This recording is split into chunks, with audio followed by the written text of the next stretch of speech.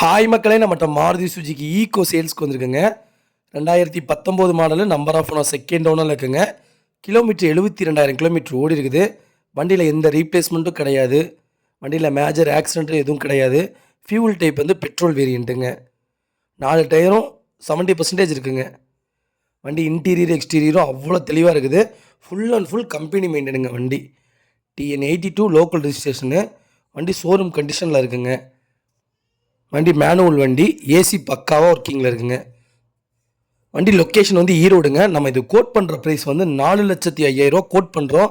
நெகசபிள் தான். நேரில் வாங்க, கம்பல்சரி அனுசரித்து கொடுத்துடலாம். நிறையா பேர் கேட்டிருந்தீங்க, ஈகோ வந்திருக்குங்க. மறக்காமல் செக் பண்ணி பாருங்கள் வீடியோவை.